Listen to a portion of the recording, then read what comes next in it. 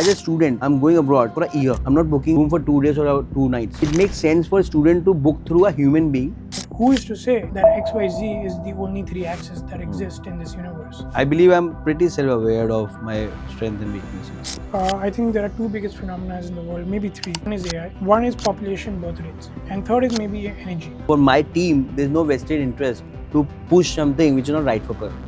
We are going for a year. If they're not happy, they will bother my team throughout the year. I don't want that. I think our sector, public sector, private sector of international student mobility does not do a great job. Hey everyone, welcome back to the yet another episode of The Living Pod by Saurabh. Today is one of those episode or interaction which I've been looking for because we did it online, and I tell everyone don't do a podcast online. Though we had an amazing interaction, but I regret that my team couldn't recover those thought of wisdom and masterclass on lots of things, mobility. Students, of course, we believe we know the students well. We believe. I don't believe. We believe, right? So so it was pending for a while, right? And when Rohan reached out, my team reaching out, we finally decided, okay, one fine day in August we'll do it. So pretty excited to have interaction. I feel this interaction we all gonna enjoy, because I have interacted him once and we have interacted many times. But as a podcaster, I have already interacted once, and that was definitely one of a very interesting and one of the very good interaction we had. We regret that we couldn't, get it aired so far, but now we have in person. How are you, Mr. Pasari? Nice to meet you, man. I'm glad. Guess now we it's get to do it twice. Finally, thank you. You came all the way to Singapore. I'm getting global, man. You were coming all the way to from Singapore, then to Gurgaon, then to Noida. So I know it's a journey. So why don't you share your journey about reaching where you are in your life, in your profession, and at Noida at University Living Studio.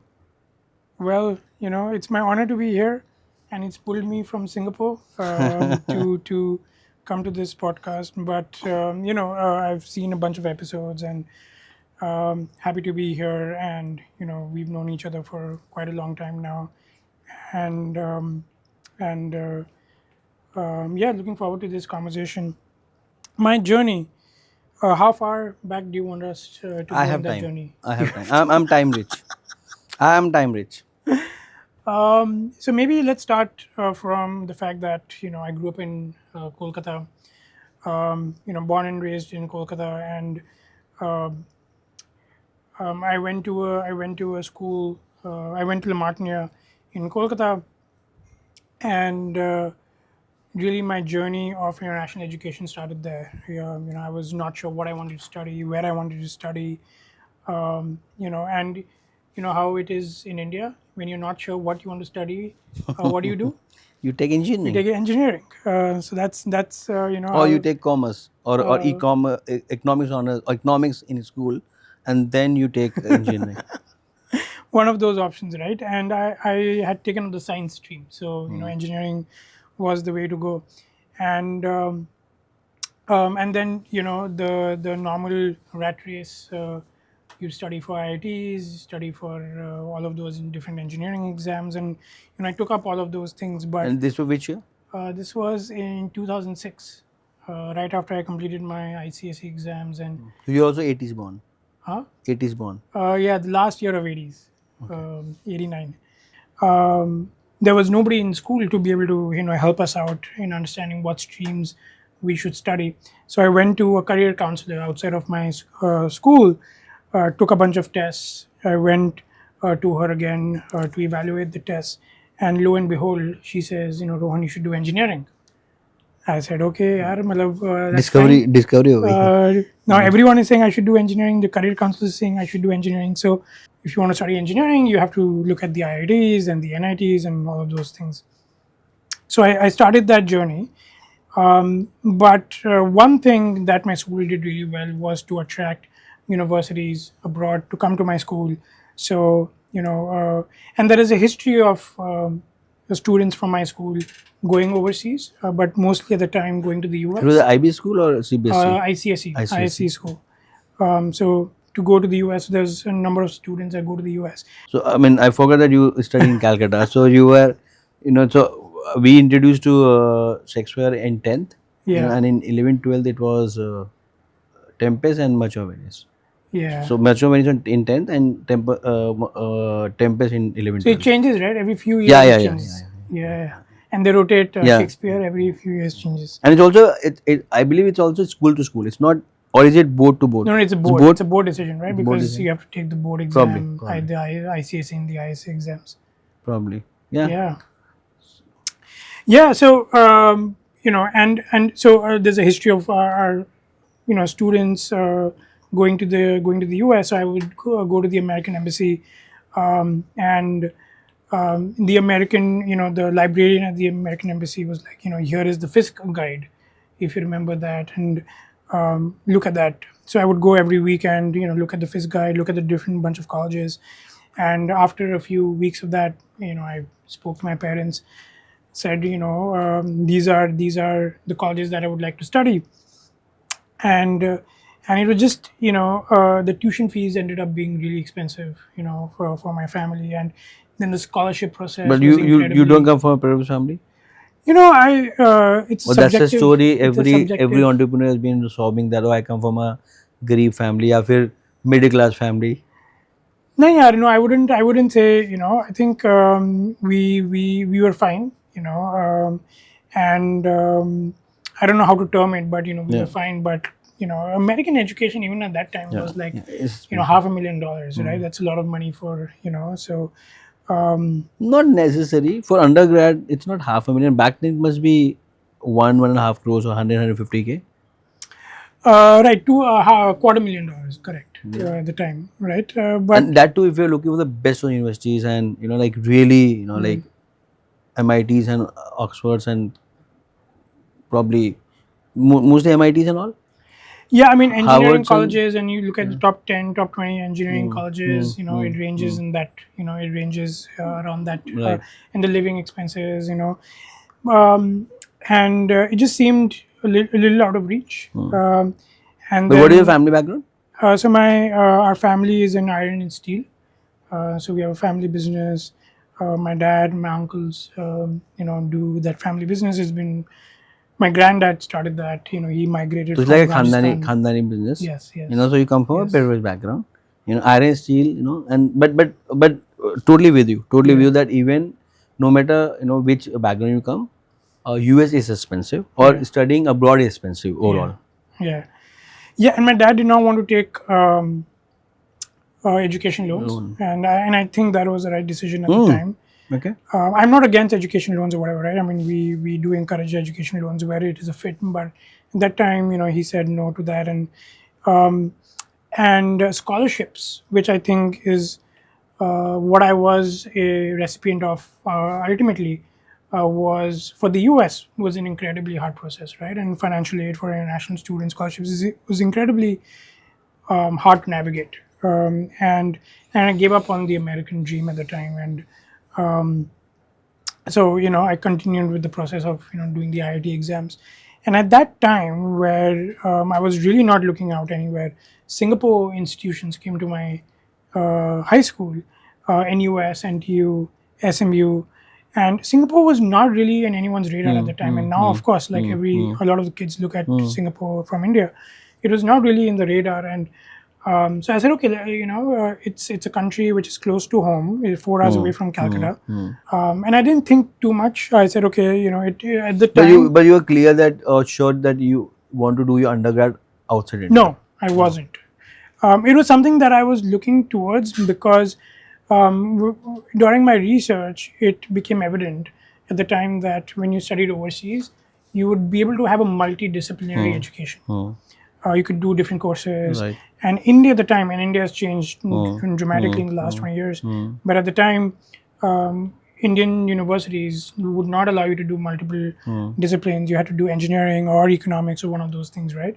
If you have that foundation of learning and some of those fundamental concepts, you can learn, relearn much later in life. In fact, I was listening to Vinod Khosla, Yeah. and I firmly believe that one should specialize in few things and should be generalist. But with AI coming in, with like things changing so fast, so I will start thinking and also challenging my thought that probably now whoever will be generalist, but they know how to learn and they can adapt learning faster. That will be the one who will survive and thrive. Versus you even if you are great, you will not be better than AI. Even if you're on your core. So what's your view on that?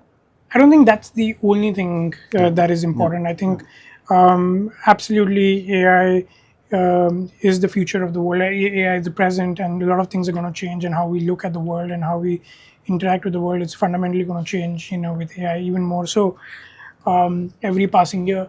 But I think for a lot of people, yes, being a generalist, having the skill to adapt, the resilience is incredibly important now more than ever. Because the world is going to rapidly change over the next 20 years. And cycles are shortening. is shortening, right? But I think there are still some specialized skills there will be a lot of value for. Let's just take nursing as an example, right? When you admitted to a hospital for whatever, right? Like, yes, the surgeon plays an incredibly important role in like doing one of the most important things, but the recovery post that surgery, whatever you do, is as important to give you emotional comfort and give you comfort in that recovery process, especially first couple of days or whatever, right? And I don't think that can be replaced by AI. Robot? The job of a nurse can be done by robotics, yes, but Humanoids? yes, but it's not just about It's about the task, concern, the emotions, that how the other person making you feel. yeah. So when I was in US, and I got into Vino and driverless car, and I'm like, and people ask you didn't get scared. I'm like, I was even more comfortable because human can make error, but machines generally, their rate of error is less. So, and I no afterward when I've been questioned that you didn't feel feared and you didn't think even twice. I'm like, no, but now I'm thinking, you know so I believe in my thinking authenticity will be the very very important virtue. Probably the how fast you learn Absolutely. and how you need to learn unlearn, and also the rate of adoption will be the I guess differentiators. Yeah, I think I mean that fundamentally I agree. Like no matter what, I think uh, we have to be open-minded. A lot of industries are just changing, being disrupted, evolving. I would say is a better term than disrupting, being disrupted, and I think in mostly good ways, right? And taking humanity forward, advancing humanity. So I fundamentally believe in the power of AI in advancing humanity, and I think people will be forced to adapt. Now, whoever is more conducive to that adaptability will just be happier and faster. The and faster you grow, the better you will be leveled up. Otherwise, if you just the resist, differentiation, the gap between have and have nots or rich and super rich will even grow faster than what it been so far. I mean, earlier you need to have 500 people team to reach a level. Now we question each other. There were a time when we used to tell, "Oh, I have a 500 people team." now it doesn't matter. Now, if you are saying It's a vanity metric. your vanity and people are judging, oh, you're not Why- yeah, evolving. correct. Yeah. So it's a vanity metric, and you're right. Like if you have too large team for And a people are certain complex. revenue, People are complex. for a Yes. certain revenue metric, you don't want to. Yeah, You yeah. want to say it's lower. Yeah, yeah. Earlier you would want to say higher. Now you Yeah. want to say it's lower. And it's lower. also depend upon whom you're talking to. If you're talking to university, you will want to say that I have a large team. If You're talking to who? Universities or Right, or your B2B partners, if you're talking to investor, you're like, no, this is my ARPU, or this is my employee, ARPU per employee. Yeah, but I think those I think those people on the university side and B2B partners will understand. As some of these become more proliferated, that you don't need those human beings, and I think But I'm not sure the wealth gap will increase with AI. I think Massively. I think there is a substantial case to be made that the wealth gap will decrease because of the thing that you mentioned. Because the power of technology is in the hands of more and more people, and you don't need those specialized But the skills. power to own computing, the power to have servers, you I think know, that's a very small sliver, right? So there will be a small sliver of people that will be incredibly wealthy, right? But I don't think we're comparing to top 0.00001% with the rest of humanity, right? I think they might be, mega rich people, which is and we're already fine. seeing it. No, there are people who are trillionaires, then they are billionaires, and then there are thousands of or But there a hundred lot of of things millions. might happen, like when there's too much concentration of wealth, the governments might come in and um, you know, take it away from private hands, and In fact, मैं तो उल्टा देख रहा हूँ. so See US um, currently. yeah, I mean, like, so these are cycles, right? These are cycles. So if you look at this in humanity's history, these cycles come and go, and when things become too slow or too corrupt, then There's it always gets a disrupted. yeah, But yeah. when power concentrates and wealth concentrates, It then again reboots. Yeah, there is change. So I think these right. are cycles that happen, Nice did and yeah. we feel like in our lifetime, whatever we see, we think that is the future.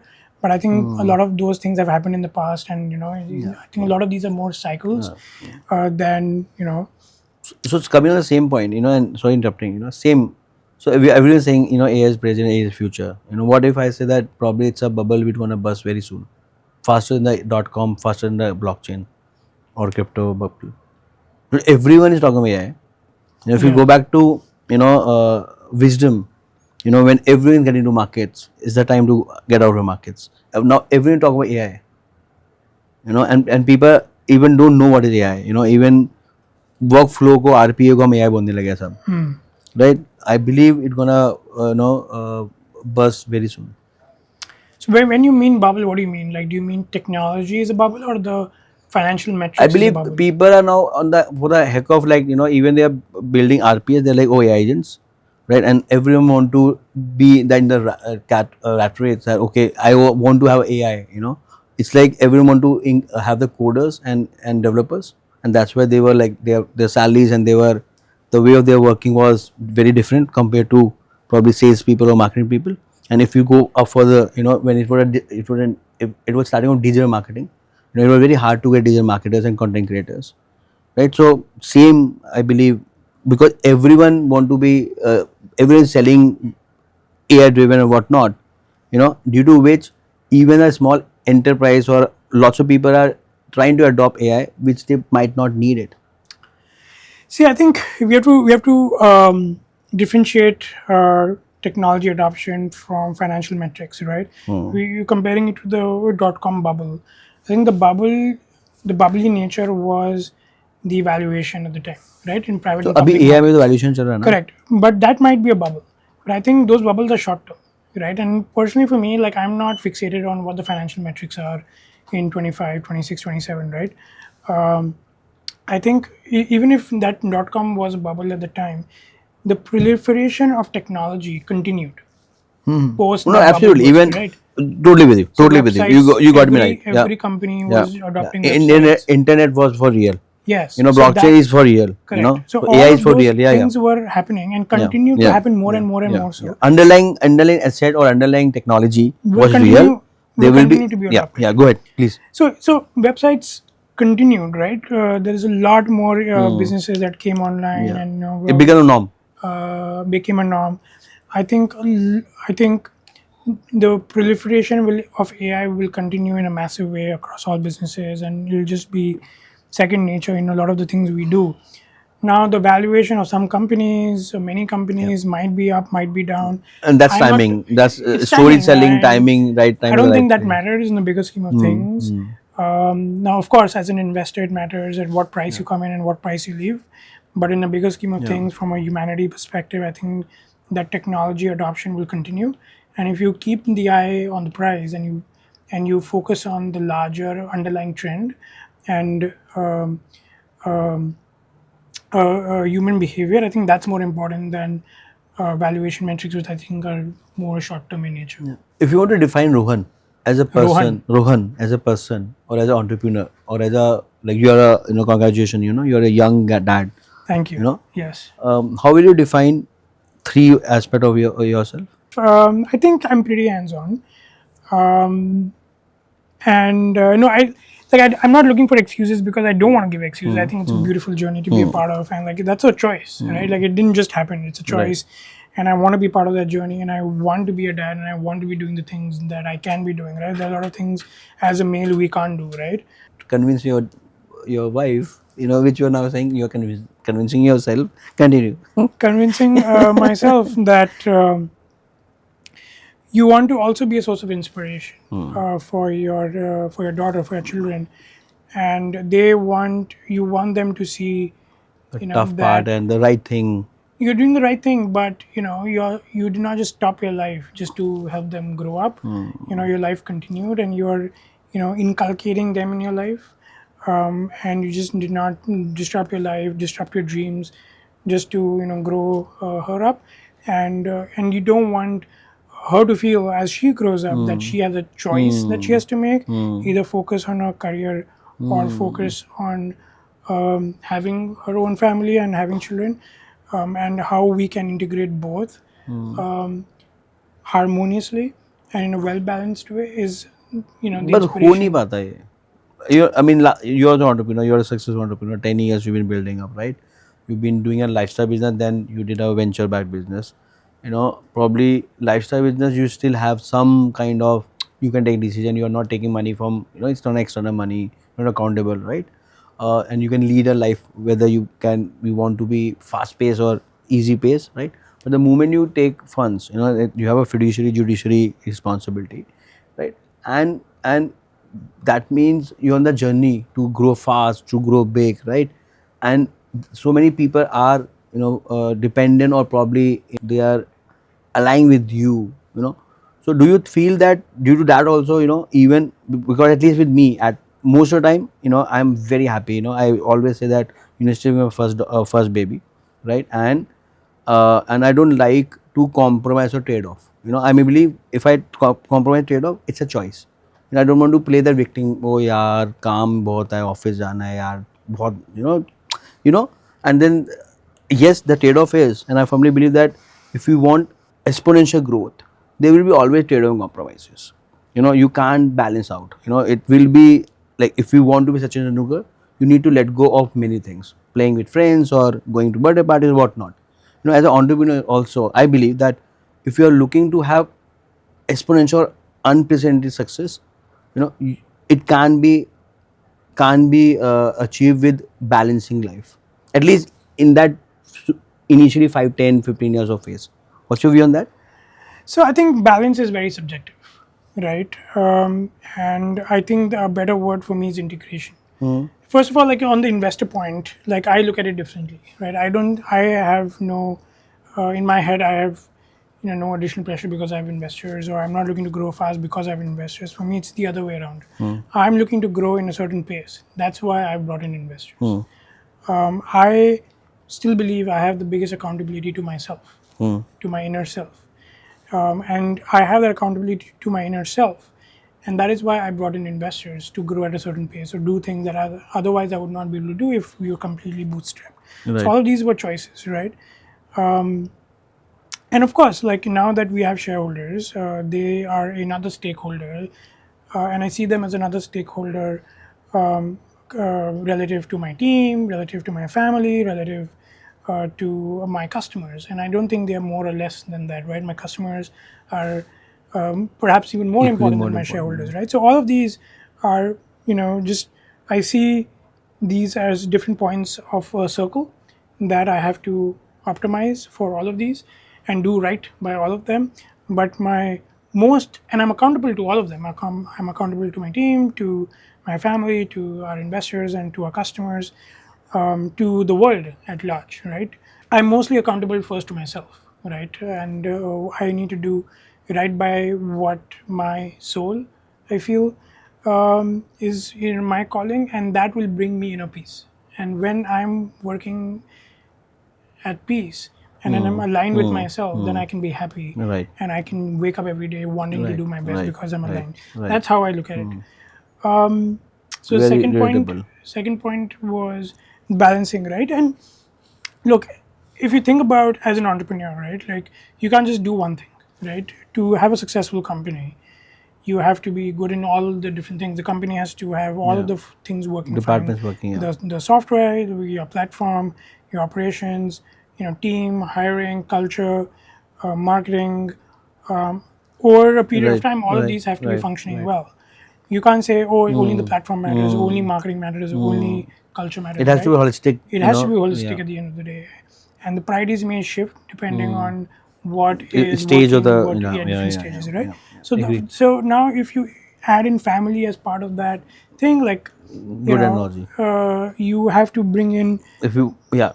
Go ahead. you have to bring in the family as part of that. Like you have to now optimize another aspect of your life, which is like the family, right? And how do you do that, right? And my wife honestly has done an incredible job in integrating that in ways that I did not think was possible, in ways that I did not see anyone doing it, but using first principles with her independent thinking, she's been able to do it. Like for example, created a nursery in our office in Singapore that allows our baby to be with us.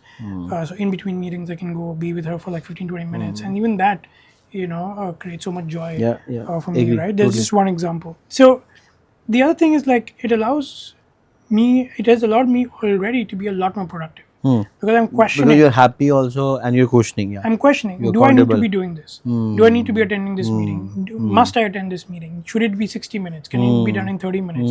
Can it be done in 15 minutes? Can I do it when I'm, like on a walk from somewhere to here, right? Everything I'm questioning. And that allows us to be more productive. Like, should we do this initiative? Like, should we get into this? Like, will it create the value of not just the money that we'll invest, but my time that I'll invest, right? All of these we start questioning, and it allows us to be more Productive and happy. actually. And of course, like all of this, is aligned, and the joy that it creates is makes you happy and makes you do more things, better things. What is your guiding light? I think you said, are you more spiritual or more religious? I'm definitely more spiritual, um, and and I think religious scripts are incredibly precious from all religions, right? Hinduism, Islam, Judaism, and Buddhism. Sikhism, Yeah. But I think over the period of time, these religions have become synonymous with a lot of rituals.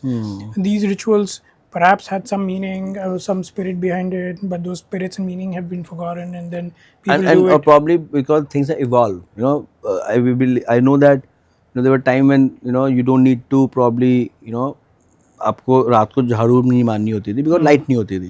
अब वो superstition बन गया, वैम बन गया. तो lots of Correct. Or don't cut your nails on and like in don't the take a night bath or like on the Saturday or whatever. Yeah. So I think a lot of those become have come down as Rituals and superstitions superstitions, or yeah. rituals, Yeah, and then yeah. I think that's why our generation and certainly the next generation has become more spiritual. And I think spirituality is a grounding force, and it's sort of otherwise what do you believe in, right? So that's why. But I do read a lot of the ancient transcripts. Now, obviously, not the original transcript because they are written in Sanskrit, and unfortunately, have not had the chance to learn that language. Anyway, I regret that. There was I'm sure school में होगा संस्कृत. नहीं, not मेरे anymore. में था, but वही एक level तक, and I really regret कि यार उसको build up करना चाहिए था. Because so many of the base is Sanskrit. But continue, yeah. Yeah, so we have a spiritual teacher. Both Pooja and I.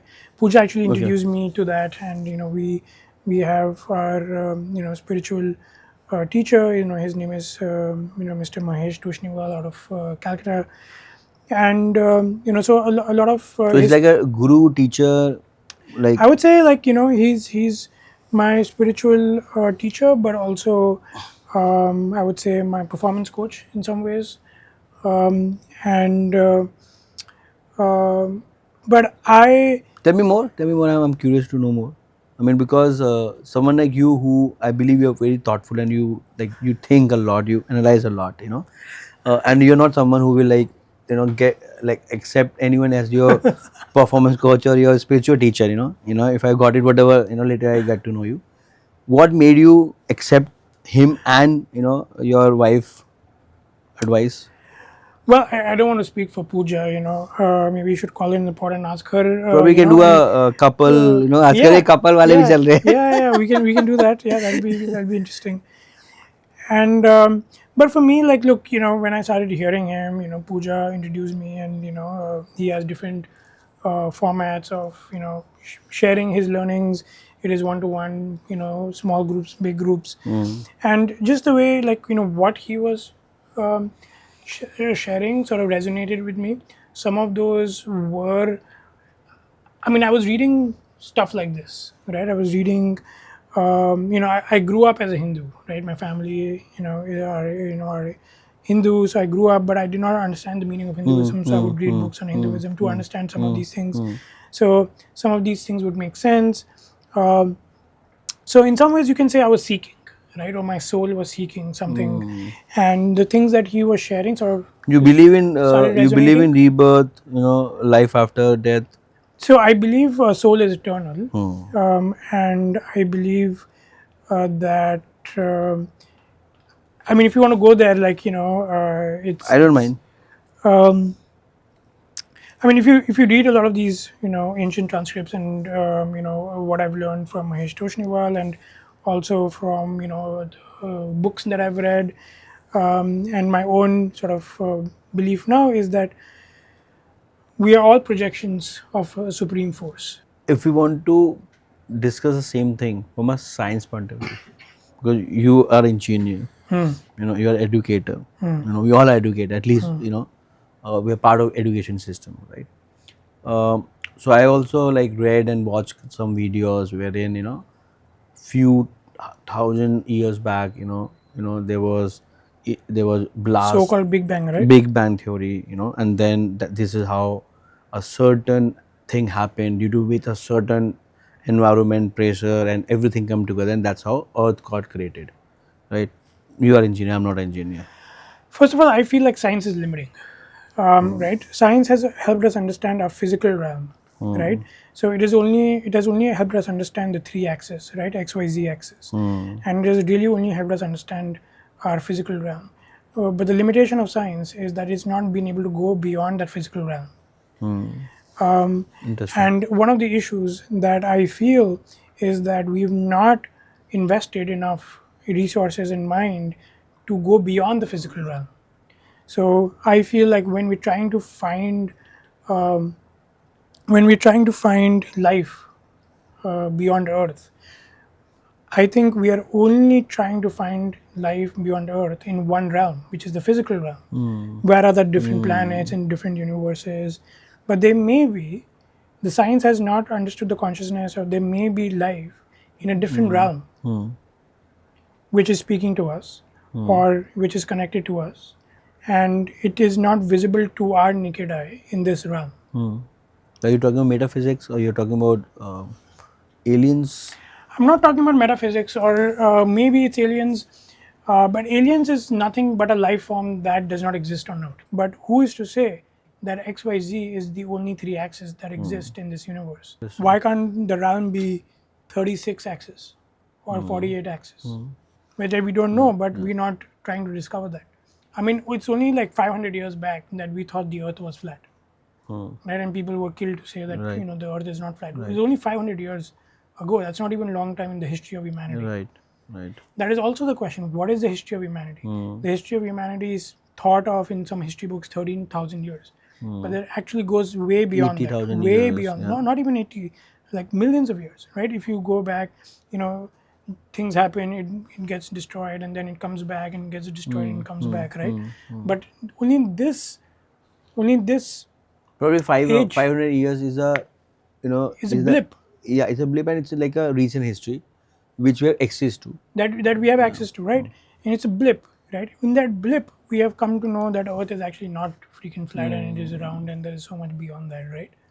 So how is to say in the next 1,000 years, we will not understand the different Access realms and that exist, and the souls exist, and human form exists in different forms in different let realms. me tell our audience that guys, we are sober. Because the way we are I come talking. from Singapore, so they're only there's no substances in my body. Let's talk about global mobility. I remember, we had a very good discussion about global mobility when we interacted over online, and unfortunately we couldn't able to recover that, so-called masterclass. What is your view on global mobility? So, I look at it at a very macro level, right? And if you look at the two biggest phenomena in the world, I think there are two biggest phenomena in the world, maybe three. One is AI right now. One is population birth rates, the birth rates, right? Demographic changes. And third is maybe energy. So if you look at birth rates, right, a lot of the so-called developed countries have declining birth The rates, aging, yeah. right? Declining birth rates, right? So if you look at US, UK, Canada, Australia, Japan, Korea, now even China, Taiwan, all of these, Western Europe, all of these countries have birth rates below 2. And if you look at past few centuries, countries that have gone below birth rate 2, below 2, have not been able to really Yeah, they're come not back progressing, yeah. unless Yeah, something like yeah. significant catastrophic happens, right? And then you have a different world, which are so-called developing world, which have above 2.1 birth rate, which is South Asia, Southeast Asia, Africa. So that is not sustainable the way it exists, right? So what will happen in the developed world, that they will need people to they will need resources to sustain the existing population, right? Right. So high level, there's going to be three ways that this can happen. One is humanoids, robotics. So they will adopt a lot more. They'll have to adopt a lot more robotics, humanoids, to supplement the lack of population. Two, they will need people to work longer. Also, because the lifespans are increasing, life expectancy is increasing, which is a good thing. Yeah. But that also means They that need more resources for a long time. you need more resources for a long time. So if 65 as a retirement age was created when the life expectancy was 80, but now if the life expectancy is 100, you have 35 years that you're living, right? So if you're not working, you're a net consumer to the economy. So instead of being a net producer, right? So people will be asked to work longer, which is not going to go well, or there needs to be immigration. And the answer is, there's going to be a combination of the three, right? Depending on the country and depending on the needs and all that, right? So neither of these are very comfortable in the short term, right? Asking people to work longer, asking people that there's going to be more humanoids in your world, or there's going to be more immigration. Neither of these three seem like as very Feasible, comfortable, and yeah, it's not comfortable to the current lot. comfortable, Yeah, because but that is they are the pushing, reality. to with That you. is the reality, right? So this is what's going to happen. So there will be this structural mobility that is going to happen from countries that have birth rates more than 2 to go birth rates more than 2, less than 2. Now, if you think about education, education in the last 300 years was built to train people in the workforce, right? Industrial revolution led to education being like, I want to have courses and education to help people run my factories, operate in my factories, right? So international education will also follow that, where countries will say that, okay, I want these people to come in, but I want education to be a stepping stone for them to uh, acclimatize to the culture and the skills Add value to the economy. and language, Yeah. right? So if I just imagine, say, a entrepreneur in Taiwan, who is running a big chips factory, right? And the government, in Taiwan, what are they talking, right? They're saying like, look, I don't have enough people to run my chips factory, right? So I need people. But when these people come into Taiwan, I need to make sure that they will integrate, they will learn the skills, and they Right. will learn the language Right. and education. And they will contribute to the economy. And obviously they're coming in to contribute to the economy, but they will need these three things to be able to contribute effectively to the economy. So that is how education, that is the role of international education, that actually it is incredibly important. International education will To get the structured resources, more vetted resources. more vetted, more structural, which will be incredibly important for global GDP. Right? Otherwise, the GDP of these countries will just collapse. But do you think structure people will adopt AI quicker than structure mobility? I tell you example, and it might be gross example. Let's say I'm a Emirati, and I'm in UAE. You know, I have no other option but to, get people from Philippines, Indians, and whatever. And now I have probably robots, who are less complex to manage than people. Your view on that? Well, that's an assumption. Yeah, I just thought. Robots are easier to manage than people, Yeah, right? yeah. May or Because may not we have be, not right? seen that. Yeah, Yeah. may or may not be, right? I mean, Good point. they will have their more structural issues, maybe, right, when they come Good in, point. and Good point. what is so No, that's an unknown which we don't know. we don't know. So that's why I'm saying I don't think I will bet on one of these three things, right? I'm Good saying there point. will be a combination of these. There will be, three. if you are advanced, economy, and you have probably are more comfortable with technology, then probably you will prefer humanoids and robotics. Probably if you come from a Asians and like this culture wherein probably we prefer human over machines because we are comfortable with that, and probably then we prefer more structure mobility. Well, it might be the opposite. I mean, if you look at Asian countries like Korea, Japan actually has more technology and more innovation in some ways. Interesting. Japan is a perfect example. Yeah. Than the West, right? I mean, US is an exception where the innovation is very high there, but you're Europe's and yeah. so Interesting. so I'm not betting on which industries or what is going to be so-called a combination of robotics and Structure mobility or yeah. So I think there's going to be more of that, right? And that will really contribute to global GDP growth, whether people like it in the short term or not, and they'll ultimately realize, governments will ultimately realize. That's why I think all these geopolitical things is, is just like short term, right? They sure. might have the For right sure. intentions in some cases. In some cases, they're just trying to create noise to win votes. In some Yeah, cases, yeah. they're trying to solve a problem that exists, but their solutions are They're probably incredibly misplaced. restructuring the structure and Yeah. rebooting the And it's structurally misplaced, right? And I have a different opinion on like why I think our sector, private sector, is not doing a great job. Even the public sector of our industry is not doing a great job in working with the governments in these countries, and I'll give you examples of that. But so education mobility will be really important as a source of talent mobility in the ways that I described, and that will be really important for global GDP growth, right? So that's why I think it's structural in nature, and whatever geopolitical issues that we see in different countries, we just see those as like incredibly short term in nature, and we see those as opportunities to do things that would otherwise not be possible to do when things are great in that country. So yeah, that's an early opinion. Did anyone tell you that you come across as a very arrogant entrepreneur? Sorry, it's coming out of the way, but I tell you where it's coming from. Not to my face, but now you can I'm describe. not saying did anyone. No, not to my No. face. Do you think that because you read a lot, you're learned, so that certain kind of arrogance, certain kind of superiority comes in? I'm just asking. I mean, I would like to believe no, but if you're saying there is something I'm that you asking. feel, I'm asking. No, I am not feeling. I'm just sharing. I And don't feel. I mean, I don't feel superior. but never it comes or never like how other perceive you, your friends, your core friends, who are with I'm you. very different. I'm not talking about like population imbalances, and I'm not talking about things that I'm talking about in pod with a group of friends, right? With Yeah, my high yeah, school yeah, friends, yeah. friends, we just like shooting the shit and and just having a good time. So and You're making sense, right? I mean, okay. Sorry if I'm putting you on an uncomfortable spot.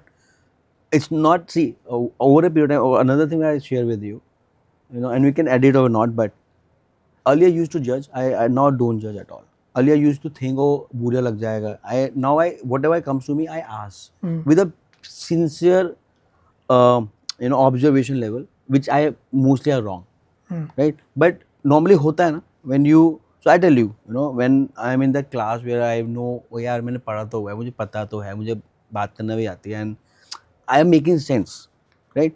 Then someone, like naturally, वो एक, air collar in the air हो जाता है. I don't know. I'm asking you. But I don't know how to respond to that. No, answer is yes or no, or answer can be probably I don't know. Probably you can reflect and we can discuss later. Maybe maybe I can reflect if I'm arrogant. I mean, I would like No, to. I'm not saying you are arrogant. Again, I'm saying, do you think other might perceive you like that? Because okay, there were time when people used to misunderstood, because of my curiosity, to ask things, and also I have a knack of, I mean, I'm very naked. Especially, when I'm sitting with someone and I have like, I don't want to impress anyone. I'm like this, I'm unique, this is my authenticity. I might be wrong, I might not come across a certain kind of a person to you or anyone, I'm okay. And then that's probably coming from a certain kind of confidence where I'm like, yeah, who I'm impressing it.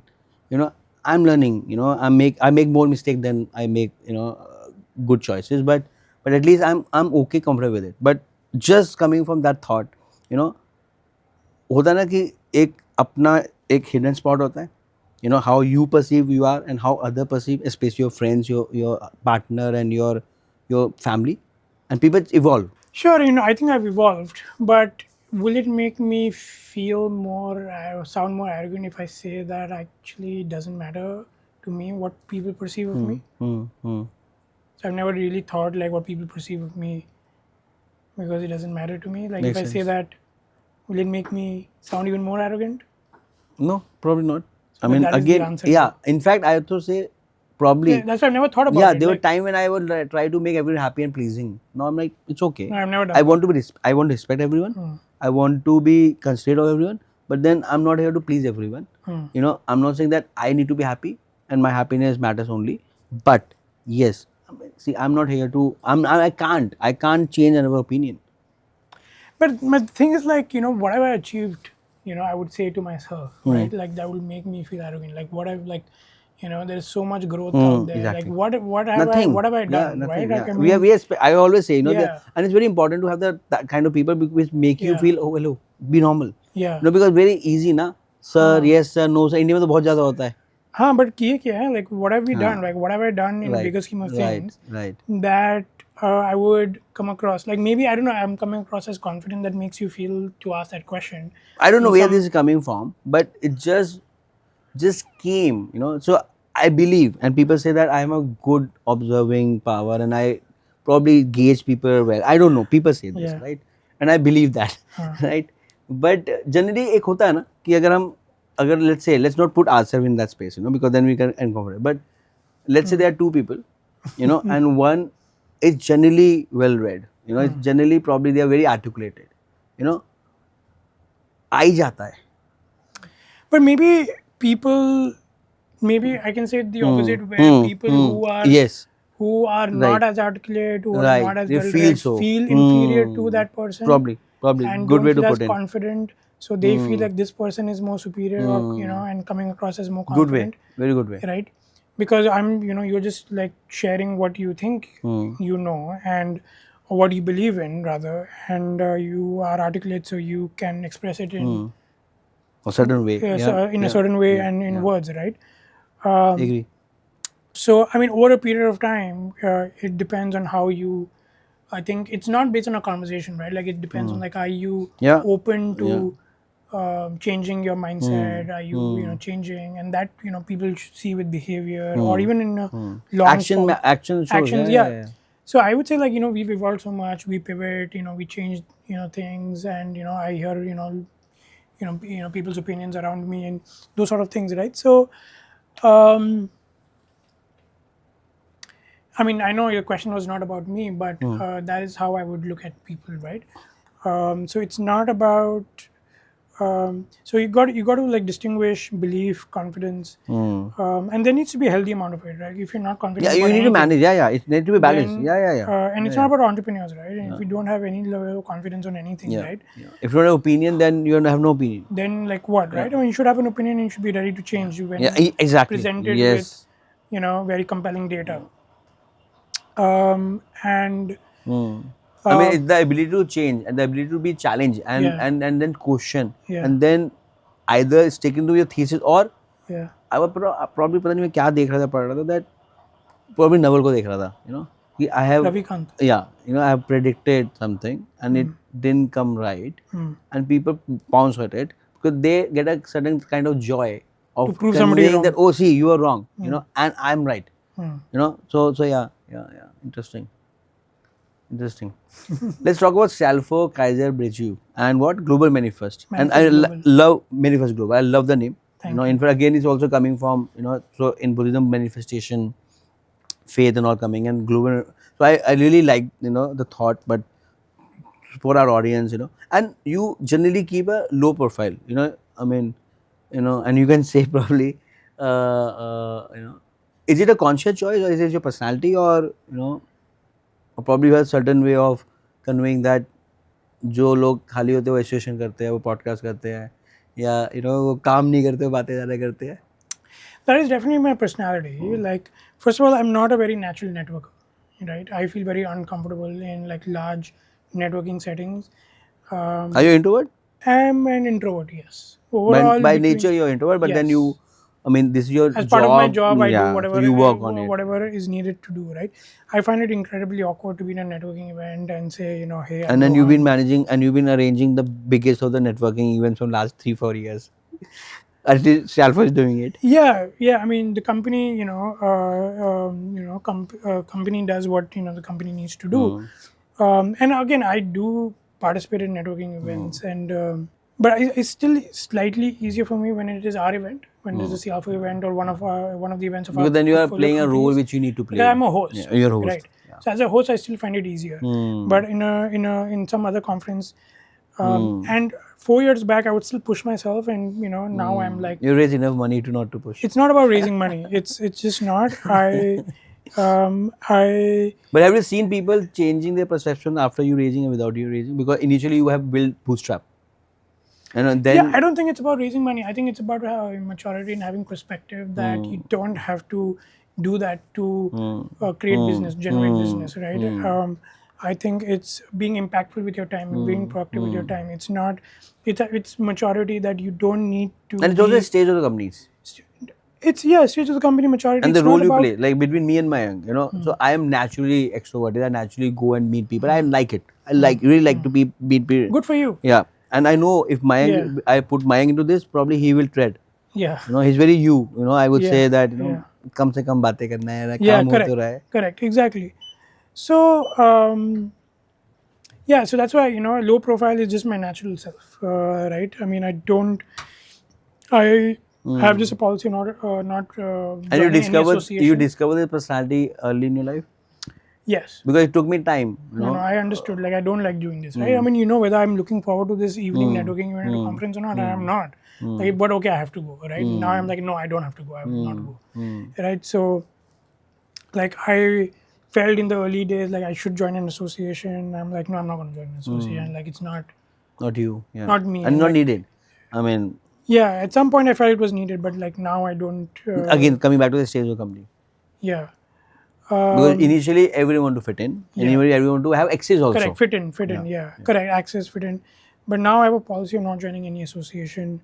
And just creating that internal policy, I'm like, I don't even get attracted. Somebody will ask, I'll just say, no, I don't. So I generally, keep a low profile. I like it that way. And why put out that much energy? But you're not you are. In fact, that's what I'm saying.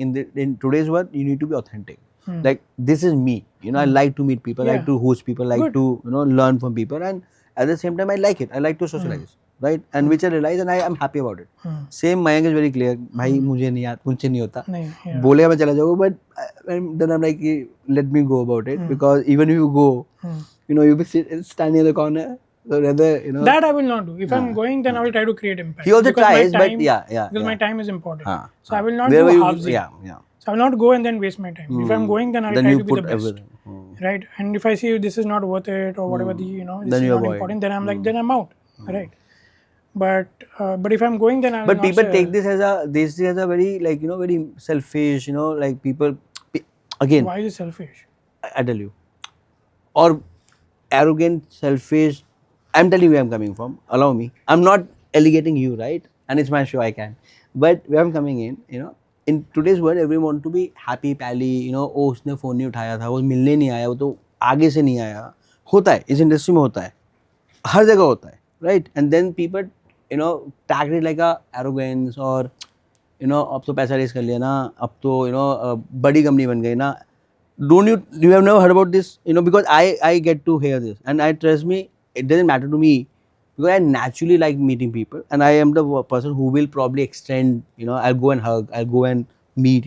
I like it, right? But at time I don't feel like. And then people come and say, "So the podcast ho gaya na," and probably they're doing But it. because you've maybe changed, right? Like I've not changed. No, I'm always like there are this. times when no, it's not about change. It's about in Buddhism. So we have a philosophy called 10 words. Within 10 minutes, you can be in anger, animality, hunger, learning, graduation, bodhisattva, Buddha. Within 10 minutes. So at time you're not feeling like you're in the anger state, you're in the animality state. You don't feel like going to say hello. It's natural. Of course. Yeah, malab, for me, I've never done it, right? Like I'm not a hugger, right?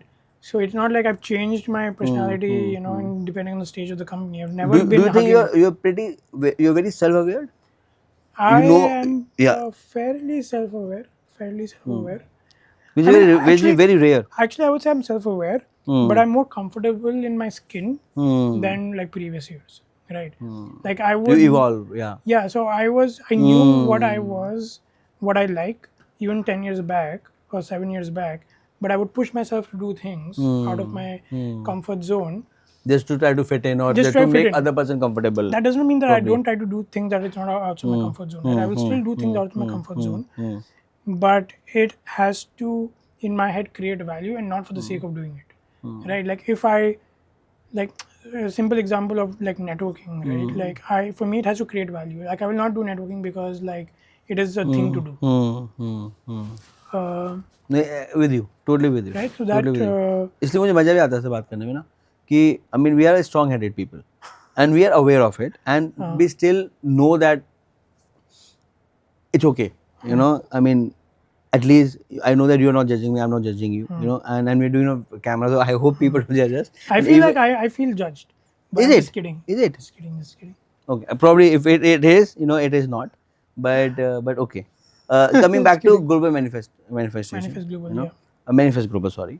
So tell me more about Cialfo, and then congratulations on your latest acquisition. Thank you. Kaiser, and you got a great team. Latest is actually Bridge U. I'm coming to that.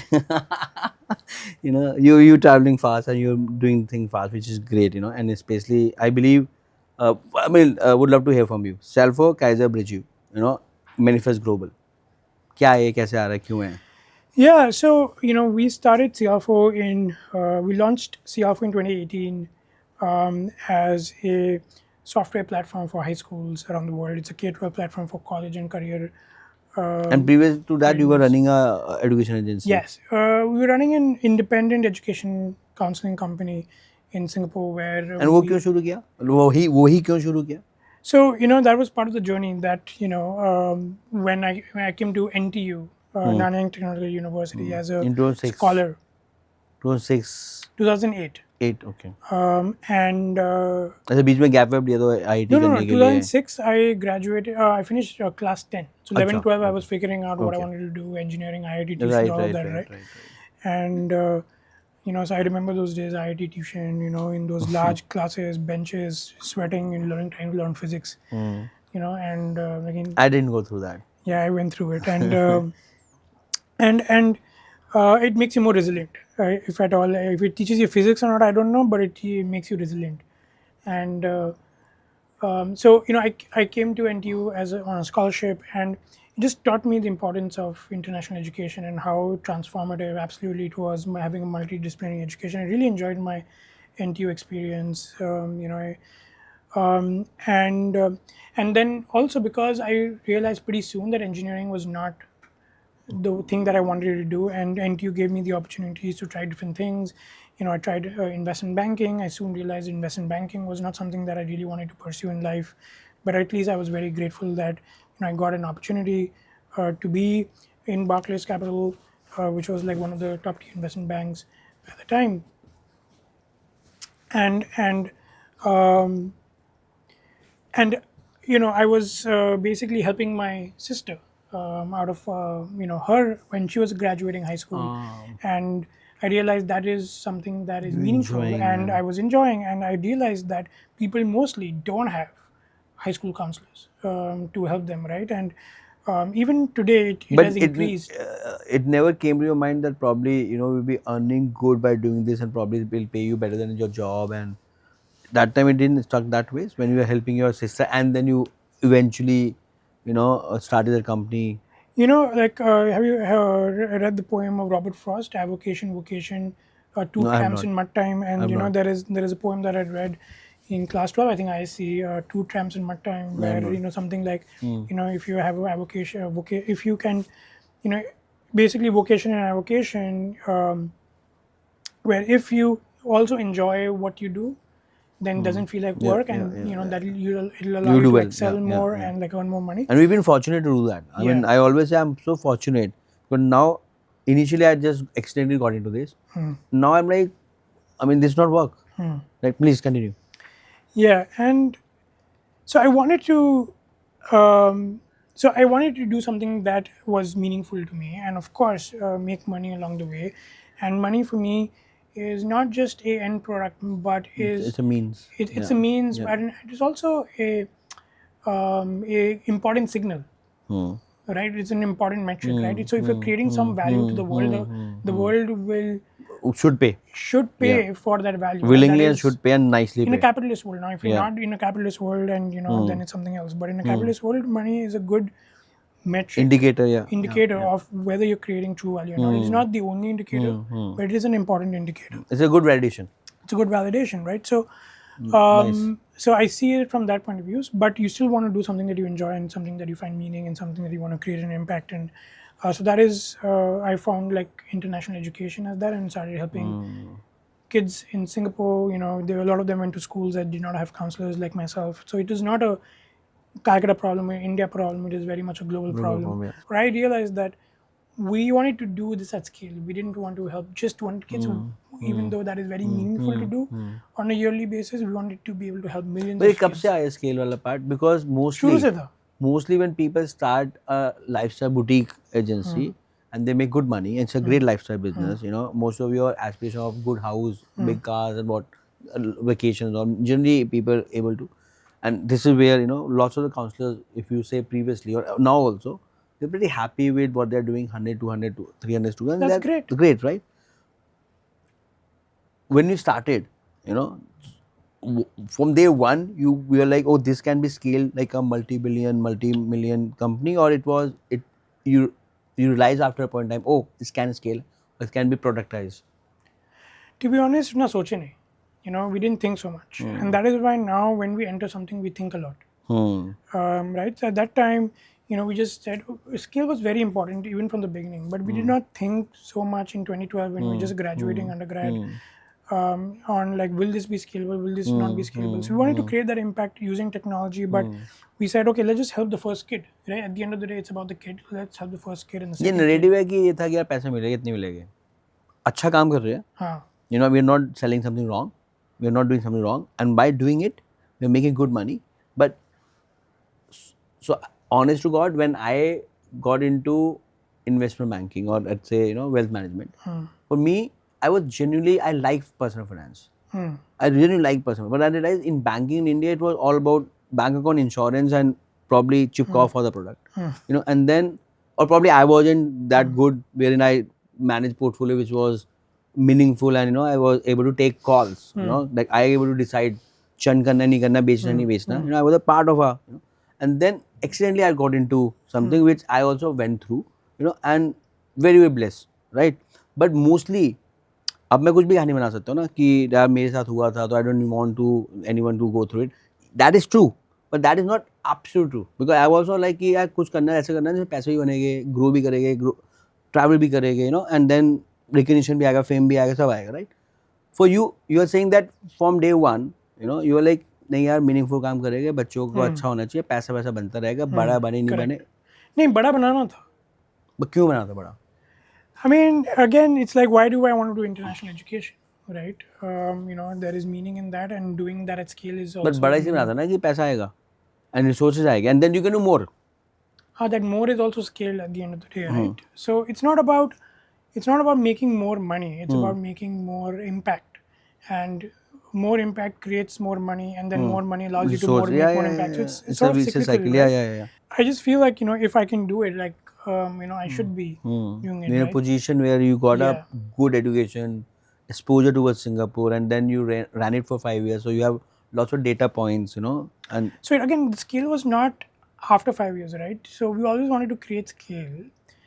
We started running the business because we were young and we wanted to make it profitable, right? It was bootstrapped, so it ended up being a very tech-enabled consultancy like business, because it was about survival. It was about making money. It was about all those things, and we were not that mature to think. Then in 2016, 2017, when everything was great and we were making money, then we were like, this model is not scalable in the way that we would want to scale. So we always wanted and to that was scale. pretty leap of faith, no? Otherwise, mostly, Yes. people don't get out of their comfort zone. Couple staying in Singapore, coming from a privileged family, so there's nothing like, bhook, hunger, या कुछ ऐसा shaking. So that is a kind of comfort zone that I will push myself. Not the networking kind of comfort zone, but this kind of comfort zone. I'll push myself, right? And that was a really bold decision, for me, but more so for my co-founder at the time, because he had one kid at the time, and You're talking about Stanley? Stanley, Yeah, Stanley Chia, and we started the company together. I guess it happened organically, or if it not, beautiful, strategy. Building from Singapore, having one Indian, one Chinese. If it happened organically, probably, you were blessed. But if we had thought about and then happen, amazing. No man, we didn't think so much at that Because time, if to I be go back, honest. I'll think I'll do this way, because building in India is more tough. Building for India is more tough. Again, fortunate enough to just not restrain to India. Yeah, in a global And it business. happened. It happened. I didn't Yeah. plan. It happened. Yeah. I never thought that probably a student from South Asia or a China or from UK will come to our platform and book through us.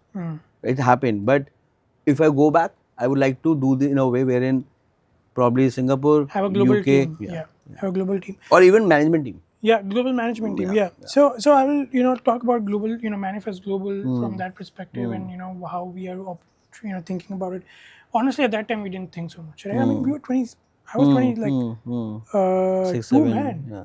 when I started. Like I mean, people can have maturity Yeah, in 20, yeah. but like I was just like, I want to आया create तो फिर मुझे impact. अभी भी नहीं है मेरे में, तो मतलब अभी तो बस फील करता हूँ, अभी तो बच्चे तो यार, अभी I just turn 41, August, right? You also August born? Yeah.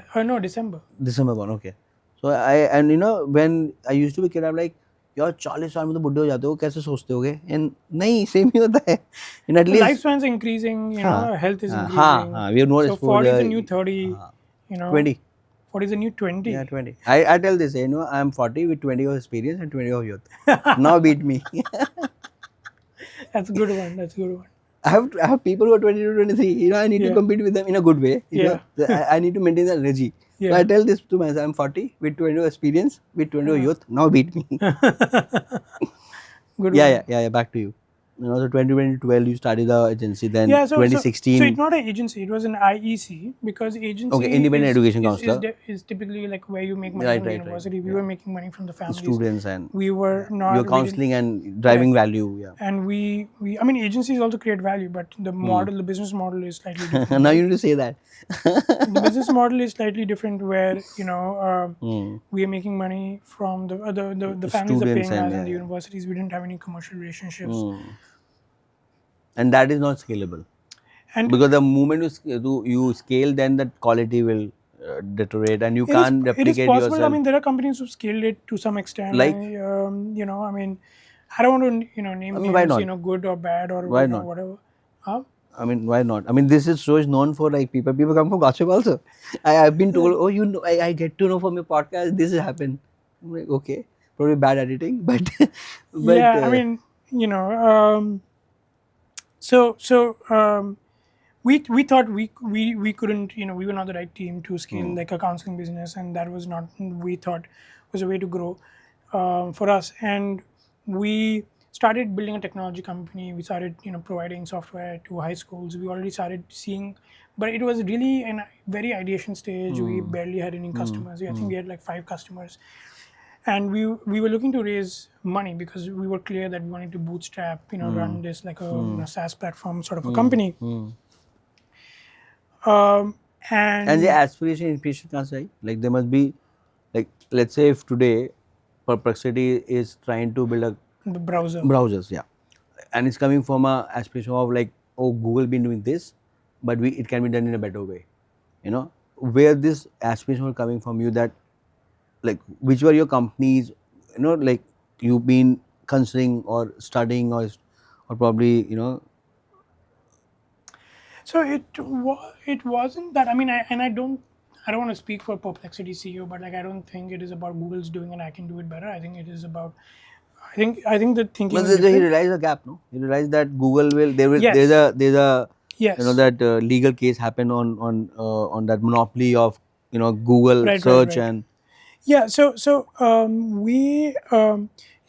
we saw a gap because we had built technology for our own company at the okay, time, which was okay, helping to right, scale right, our counseling services. right, And I just had friends in the community, in Singapore and just globally, right? And who were school counselors at the time, and they said like, look, this software is actually really good. There is no global school software that exists, and this was in 2016, right? And why क्यों don't bridge होता था ना? Bridgeview was not as known. Bridgeview existed. I think it started at the same time, Right, 2015, right, 2016, but it right, was not like right, widespread, right, right? So right, right. honestly, I And only you didn't know that, or probably and we believe that our idea is novel, but no, same yeah, idea must be it may must be have been, existing, but yeah, at least in Asia, it was right, not a right, known right. thing. Bridgeview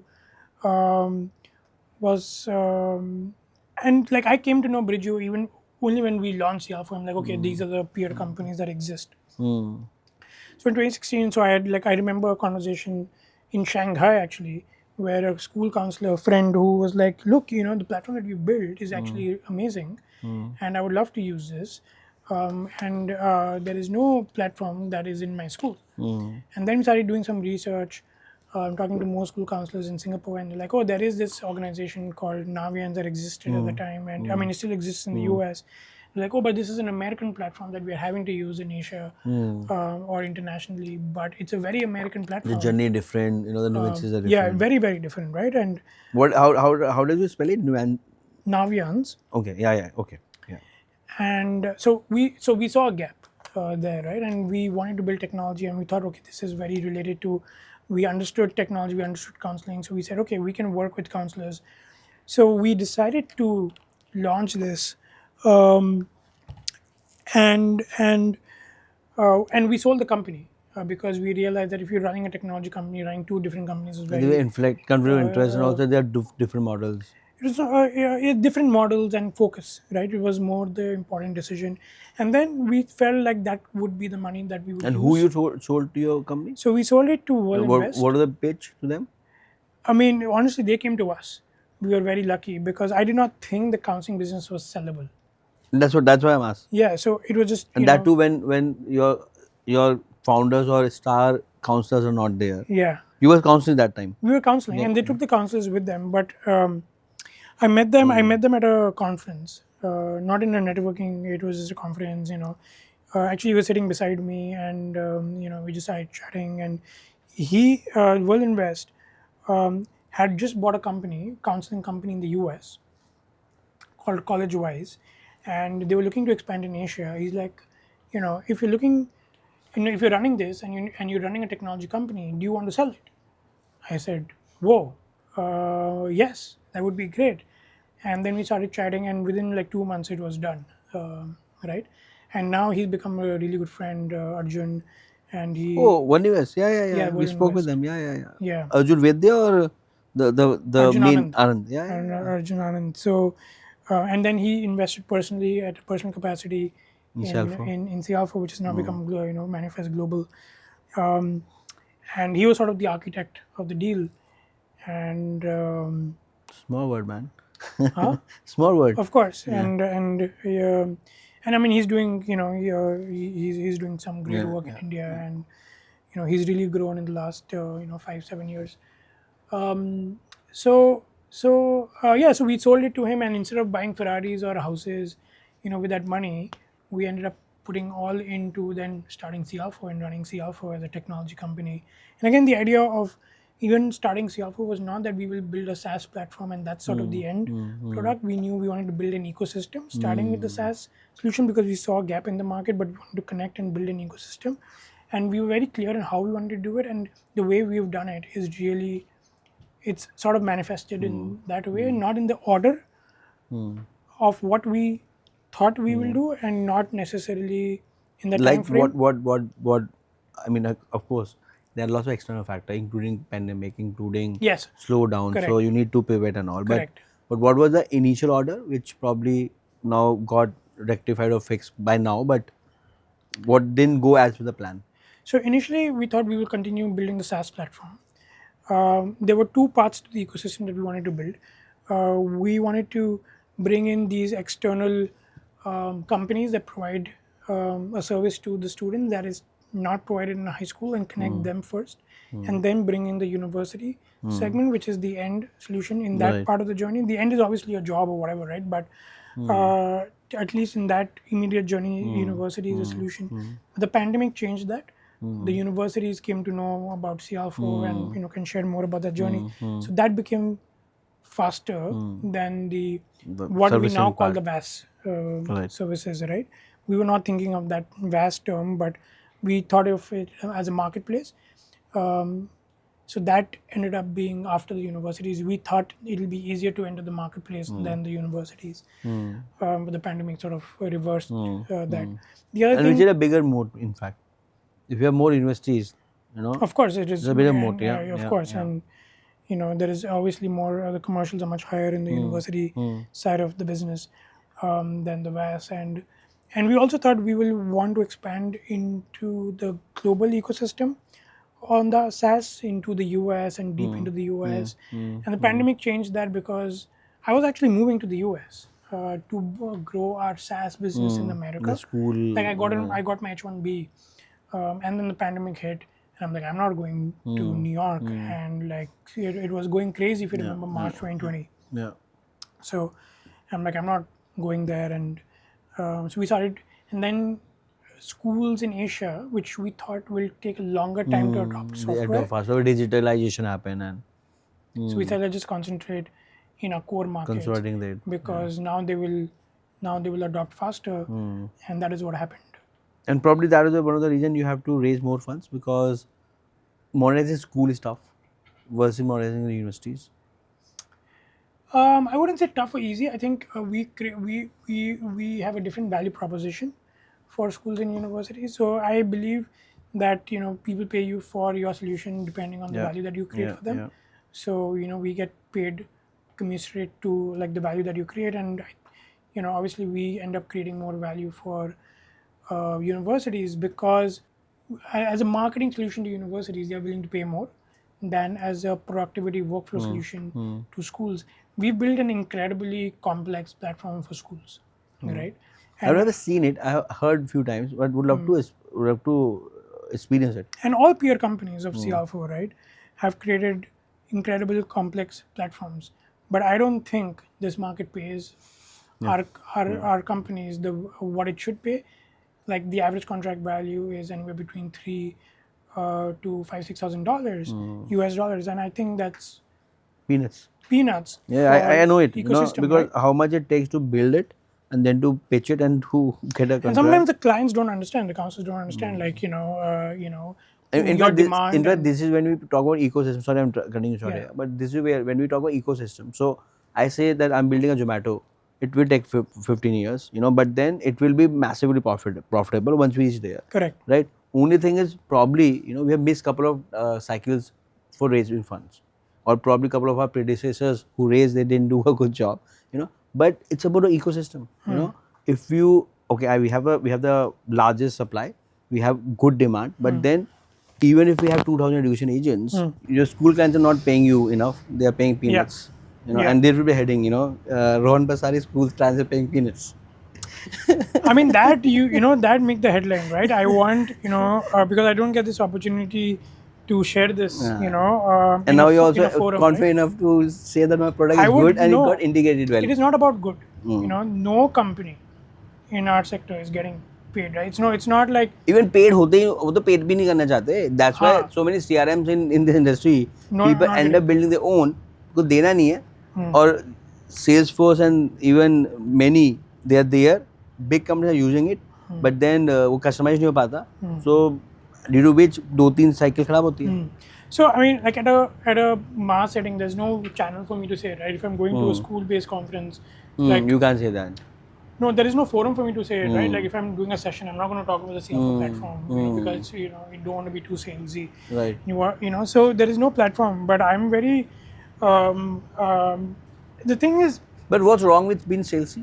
मैं तो जहाँ आता हूँ तो बोलता हूँ यार क्योंकि तुम मतलब- यूनिवर्सिटी में नहीं ज्वाइन वो करते यूज़ करते हो इसलिए तुम्हारे बच्चों की ऐसी तैसी होती है और होती है. it's. I mean, it is. I mean, I understand. Like if you go to a conference, right, where people are coming to understand. I booth mean, and they are all, looking yeah. to also learn about the different providers and vendors, right? But if in every session that you go, like the education session, then तो उसी में repeat नहीं कर सकते. हाँ उसी में अगर सब अपना बेच रहे हैं, if everyone's selling themselves, then it becomes a sales channel, right? Which you want to it put off people. it becomes a put off. So I mean, I understand, and but the point is, the school community does not understand, and they want to demand features, more features from all platforms, right? And they want to drive the price down. But they don't realize by doing that, by not trying to understand you need to allocate the budget, driving the price down. You're doing ultimately yourself a disfavor because in different ways. If you're not giving the company enough money, they'll not be able to innovate. Yeah, they will not customize. They will will not they will take customize. more time. They'll take more time because they'll not be able to insert resources. Then it will not attract the best entrepreneurs or the best people to work in a setup or in an industry that pays, right? So then you're not attracting the best people to work for you, to serve you. Then what happens is, like, the entrepreneurs that are around, they will end up selling the company, right? Because at some point you will lose patience you will lose. Yeah. So ultimately they don't understand this economics, so they'll keep pushing. So they will still not, even after listening to this and agreeing to this, they will not. I tell you why. School mentality is not about principal. It's not about career counselors. They are admin. So people who are, and also would love to, because I've not done school outreach. I've done, but I've not sales it. It's more value addition. For me, Right. for me, it's about. So far, we've been fortunate wherein whatever we have done, even if you go to university pre-departure and whatnot, we're not charging them, we're not paying them. Right? Even if I go to it, so even with students, generally we don't charge them. Right? So there were time when students come and parents come on you that, oh, you didn't help this and that. I'm like, first of all, you have not paid me. I'm going out of my way to help you, to facilitate. And we are not selling you something where I'm getting the highest commission. I'm telling you which is right for you. Right? And then we have built a model where we get a marketing budget for my company partners, and even if you're not getting commission, we do, but even if we're not getting commission per student, we're getting marketing budget any which ways. So for my team, there's no vested interest to push something which is not right for person. Because students are going for a year. Correct. If they're not happy, they will bother my team throughout the year. I don't want that. Correct. Right? Yeah, back to you. Yeah. So these things are important to help the industry understand. Sometimes it's not intuitive for them, right? So what you just said was also not necessarily intuitive for me, right? Because I don't live that on day to day. So I mean, sometimes I don't blame them because it's not intuitive, but they need to understand and hear this, right? It does a disservice when there is not enough, economics in. But what kind of challenges you face and facing with schools adopting you? I mean, we are. Cialfo and Bridge now combined is the largest undergrad school network in the world, and we are operating in 180. Versus Navians. Navians actually. Which is the second largest? So the second largest now, I mean, there would be other platforms, right? I mean, what it does, is that the founders of those companies, ultimately know that this is, you can't build a lifestyle out of this, so you will ultimately sell. I'm observing one thing. You say something and then you need to cover up. That your technology cost is very high. But then with AI, you're optimizing it, because second thought is also because you need to address all your stakeholders, because people can ask, right? As an entrepreneur, right? If I'm a entrepreneur, CEO, we are the big team. I know some investor, someone will come to me and say, why your big team? What's it? And then I need to cover, no, I'm telling you, I firmly believe, in this business, I'm doing okay because we believe in service business, which is enabled by technology. And now, of course, we are replicating and scaling only on product and technology because we got the market product fit and, adoption. But still, I take pride, because as a student, I'm going abroad for a year. I'm not booking a room for 2 days or 2 nights, right? So it makes sense for a student to book through a human being. Yes, that human being need to be scaled. Now rather than having one student, Ultimately, like now voice agents and everything, right? right? So they are like, so now I'm telling my team also that guys adopt, and this is our policy also. We have created AI labs, right? And when we were creating it, there was some tension around, that, oh, if they have too much of AI, we will probably, ask people to leave. Touch wood, we have not have fired even one person. Yes, we're not backfilling it, So you and can scale with the same. You can scale more with the same people, right? right, So right, and even everyone is becoming happier because they are now. don't have to do the things that Which is repetitive in nature, which is boring. they can do a higher Yeah, higher yeah, level jobs, yeah, right? yeah. So again, it's absolutely that's how. But I mean, to answer your question, we are not. That's not how I think. Like, I'm not trying to address to any. But आता नहीं mind में, because see, नहीं. when you are accountable, accessible I said to I'm many, accountable to myself. but still no, you are accountable to yourself, but still, I mean that's a good thing to hear. You are accountable to yourself, but on a second thought, if I say this, there will be a certain kind of people or a segment they will probably question or probably ask me that, oh, their technology bill is very high. There are certain set of people who will question me कि यार ये काम क्या करता है, कभी podcast कर रहा होता है, कभी लिखने लिख रहा होता है, and whatever.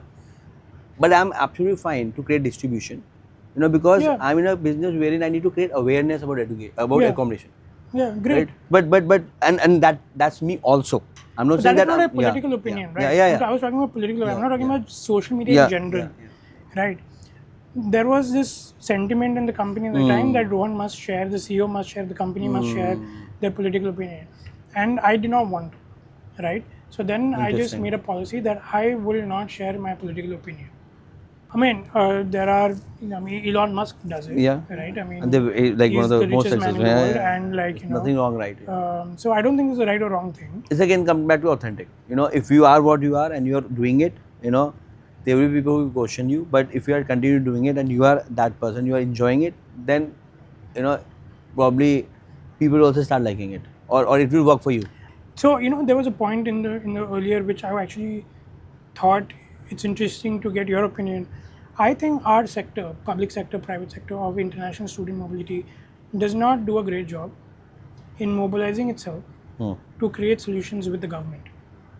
When I say public sector, I mean universities, right? Universities, yeah. Schools, universities. So if you look at a good example in our sector, in the world, is the American tech ecosystem. No matter what their political opinions were prior to this For administration, industry, when they want to lobby, they will lobby. they have worked together. They are all competing with each other, right? Even as When the American tech ecosystem, as you mentioned, they come together not as some association there to must do be a some, conference. but there must be some ethics, there must be some protocols, there must be some. They're banding together when there is a need to lobby with the government. See, I tell you, so I am a not big fan of association, but for few years, I've been telling my peer groups that we should have a kind of association among student accommodation marketplace and all, because there time we need to come together, and it will not automatically happen, But if we are vibing, you are talking, you are discussing your ideas and all, then you are thinking alike. Even if you are competing, you are thinking alike. Then you can go to your accommodation partners or universities and many other partners I don't think it to have a needs to be standard. but I don't think it needs to be an association. I mean, there's a lot of association in education, right? I would say You keep taking there need to be acronyms. association, but that association need to be run without any vested interest or power. But I have seen more dissent on social media, right, from association leaders and from industry leaders. But no Oh, solutions. The white paper, UK white paper, this is the issue. MD or 111, this is the issue. Canada IRCC policy, this is the issue. Everyone has a lot of opinions about what the government is doing wrong. But why are you not being able to band together to work with the government in your country and be part of the solution? or what is the solution to what the government thinks is a problem. See, again, I tell you, everyone wants So that is not to come happening. and talk, but the moment someone comes, there need to be a face, and someone want to take, if they are, like, you have some policies, or you have some stand that, okay, probably I will not part of association, but I don't mind supporting association, on that particular probably policy or a wrongdoing or a particular topic, right? But then again, to make any association stronger or any organization stronger, it need to exist. They need to then have discussions, events, policies. Otherwise, if they don't have a existence, and one fine day they come together and talk about, okay, we want to talk about this. The government say, what is your credibility? In fact, the other day I was talking to Mega Brock, right? And we vibe on the same thing. I hate competing. I don't know why. I'm very competitive, but मुझे competition पसंद नहीं है. Because that dilute the value, and then that's the race to bottom, right? But if we can collaborate and increase the pie, then we are talking. Right? So that's where I'm building up a kind of association, which is SABI, Study Abroad for Buddy for International Education, wherein I want to, even the podcast is a part of that how we can bring thought leader, founders, university reps, and uh, market entry leaders, and who not, right? So that we can come and talk, and everyone knows what is right and wrong. I believe कुछ ऐसा rocket science है नहीं कि government को नहीं पता कि structure ही हमें इमिग्रेशन करना चाहिए, या फिर वन फाइन डे वी से ओके कल से कोई इंडियन नहीं आ गया या हम कैप लगा देंगे, right? They are trying to balance out, and we believe that this, if you are taking a decision, at least talk to the industry, just don't talk to few vested people. So I understand the logic, and all associations start with that some Right. purpose. Yeah. But I Agree. think then to lose maintain the plot. it, then it becomes election. Somebody Yeah, is yes, president, yes, treasurer. yes. वो power that dynamics, becomes power power dynamics dynamics. It उनको becomes चलाने के sponsorship egos, चाहिए, and फिर it sponsorship becomes- के उनके अपने narratives है. Yeah, Agree. so it sort of distracts from the initial purpose that it was built in the first Agree. place, right? To a large extent, agree. So that is the reason. If you want to do that work, just do that work. Just come together, मतलब do that होता नहीं. work, अब and जैसे then मैं सैबी में, so who I have talked to, whether PSN, ETS, Kerala, many of your peer groups, they all say, wow, great idea, let's do it, we'll support. But when we reach out कि यार ये करना है, then I'm busy. Oh, So no, but then that means there is nothing in it for them, which is fine. हाँ. तो ठीक है ना? But it's not. But then they entertain the idea. They want to be part of it, but they don't want to. I'm not saying people allocate money or resources, but allocate time For what? for coming together and talk about these issues you are talking is not probably not been rightly, or the policy not been rightly framed. But maybe they don't think that this people that you're trying to convene in this case has the power to influence. I tell you why. It's all about when I started my podcast. The first guest literally got me chase them. Now it's not the case, because they're the body of proof. People have seen it, and now people say, हाँ, यार sensible है, value create होता So है. for example, if you were to change the narrative, instead come and talk and we say like, look, for example, saying that, look, I have a meeting with the Australian education minister because he has agreed to listen to us in the ministerial direction evolution, right? And he's seeking our opinion of the industry, and we need to band together. And I don't want to just give my opinion. Shall we have a conversation to be very thoughtful in how we represent the industry's voice with research and data and opinion Right. to them, right? Tell me who will not want to join your conversation. Good narrative, and good way to you have turned the table, and good suggestion. Let's try to do that. So I think that is needs to come, and the credibility does not come from being an association member. The credibility comes from The work you have the done, work and that who you've is done. talking, and what they've been standing for. Correct. Totally The work with that you. you've done, the scale that you have, all of those things that matter, right? Like it's not just about companies, universities, So those things matter, and I don't think it has to be the association. No, I agree. That's what I'm saying. To a large extent, I'm not a big fan of association, but I also believe there should be association in a way, in the purest form, idealistic. In the purest form, there is no power dynamic. There is, but वो होता होता नहीं है. नहीं, होता नहीं. I agree, होता नहीं. Yeah, what is the future of university living? Are you looking at M&A opportunities? Are you looking to buy companies, raise money, global domination? What's your path for global domination? Very interesting. So everything you mentioned, we've been doing it. We acquired a company in UK. We have a joint venture in another company in UK, right? I'm exploring something in Ireland. I'm probably a small buyout. We've been talking to a couple of companies. We're still talking to a couple of companies who probably feel that we fit in their scheme of things. Independently, I'm talking to a couple of global edtech, funds, right? So lots are happening, and I don't know what is the future of university living, but we know that we are enjoying it, we want to build it, and we are creating value, right? And if the way we have done for last 9 years, if we continue to do that, I guess we have built lots of bridges and we have done few things which probably people feel that we create value. And I strongly believe that there's a certain kind of positioning and value creation we are building in the ecosystem, because I mean, being a market entry category creator, if I lose my humility and whatnot, in 2011, when we started Neurologists, there were none. Simultaneously there was one was getting built in China, student.com, right? Unfortunately, Neurologists and student.com couldn't do that well commercially, but then definitely they were the early OGs to build this category, and then been took by us, you homes in. So I believe the industry is very deep. Yes, because of the not the high margin games or few predecessors. I won't say there's no high margins. It's just that probably most of us weren't able to raise lots of funds by choice or by design, pandemic and whatnot. But due to which the industry been building up slowly. But if anyone asks how big this industry, 800 billion. So yeah, so I believe it's an 800 billion industry, and my thesis is, my maths is 80 million students get enrolled every year across the globe, and they spend $10,000. 80 million. 80 million. Okay, including domestic, right, everyone, right. And out of that 80 million, at least 30% are mobile, domestically mobile students. They still need housing, Right. right? So it's 800 million, and again it depends upon, are you a developer, are you a facility manager or a marketplace, Right. So basis that you can have a share or a pie of that 800 billion market, right?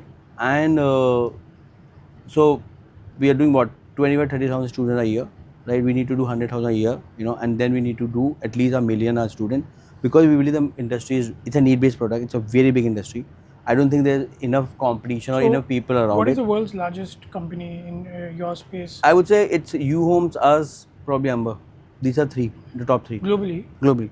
And what is the largest company? What is their volume? So they're doing around probably around double our size, or 42, or probably 60-70% of our size. Which is You homes, China. no. What is their size? Probably 42,000, 42 to 42,000. 45,000 bookings. We do around 20-25,000. So yeah. So you want to get to million? Yeah. A million a year. Again, whether we reach or don't, I don't know. But the aspiration is there, and the market size is there. By when? Probably 2035. 35 in 10 years. So the next 3 years, I am focused on how I reach 100,000 students a year, and then I'll take it from there. Because when we started, it was a lifestyle business, or probably I was kicked out. I didn't know anything. I'm like, okay, ये आता है, ये करते हैं, right? But from there to reach to 1,000, 10,000, now 25,000, it's a journey, and bootstrap, profitable, right? So yeah, this is what we are building up. Why Again, don't you acquire all the companies around you? so yes, there's a opportunity to consolidate. There's a consolidation happening. I mean, what we did in UK, what we are doing in Ireland, what we are also exploring few other peer groups. So there's a consolidation. So yeah, let's see. We were talking few things. Let's see how that materializes. How about your acquisitions? You acquire Kaiser, you acquire Bridgeview. What next? Who next? So Who next? People will be more keen on who next. So we are. Which family-run businesses in India? Well, it doesn't have to be family-run businesses in India, but that is certainly, an interesting proposition. I think just like from a thesis point of view first, we see the world of education mobility, similar, I mean, to you, it's very big. At a global scale, it is very fragmented. Yeah. Right? A lot of the companies in this space are, say, India to somewhere, right? India abroad, China abroad, right? So there are very few global companies that have truly built a global organization. The other, The biggest in your space is Oriental, if I'm not New wrong. Oriental in New Oriental China, China. but actually, yeah, perhaps, right? And what is But their they also scale? don't just do education mobility. They're 6 billion market cap in the US, right? But they just don't do education And the mobility. second large will be IDP. IDP, like Almost market 7. cap is, I think, a billion Yeah, AUD. 900 million AUD. AUD. So that is 600, Yeah, 600, 700 700. million. So I Yeah, think yeah. there are bigger companies, but some of them are private, right? But the other, so A, it's fragmented. A, it's regionalized, right? There's not a lot of global companies. Now, among the global companies that exist, very few, if at all any, are founder run. So what is happening? A lot of these are like management run, private equity. But does it make difference? I think makes a huge difference, right? So what happens is I'm not seeing a lot of these companies make bold bets. They are making bets that they sort of conservatively understand, right? They are accountable to market and they're public already. It's not about being public. You look at tech companies in the US, they are growing 100x to 1000x after they've gone public, right? Why? Because they're founder run. Also because of the nature of the business, No, because because they're there's a founder-run. public policies. No, I mean, I'm talking from if you want to disrupt, you need to compete with or talk to to governments and government changes, right? So they also know that. So it's It's a, conservativeness, right? I mean, but I will believe if someone asks me that how can I scale 100x from now, I'm like, probably I have enough funds to buy buildings, and then have monopoly, so rather from a marketplace to manage markets, I become a, developer, wherein it's my inventory and it's a need-based product and there's a gap, there's a big gap, right? One student for 6, right? So it's a purely, but it's all depends on how deep pockets I have. There will be cycles where my buildings will be empty, but then the way it's taking time to build supply, and the demand shoot like anything, so there's a big leverage which can be built up. yeah, I mean, I think deep pockets is one of the things, but I don't think that's the only thing, right?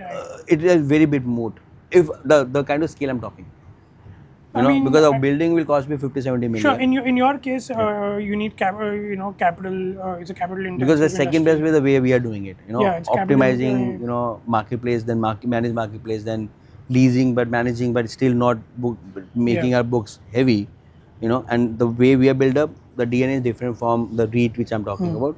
So I'm very clear that it will be two parallel, journeys. But let me first reach to a level where I can have parallel journeys.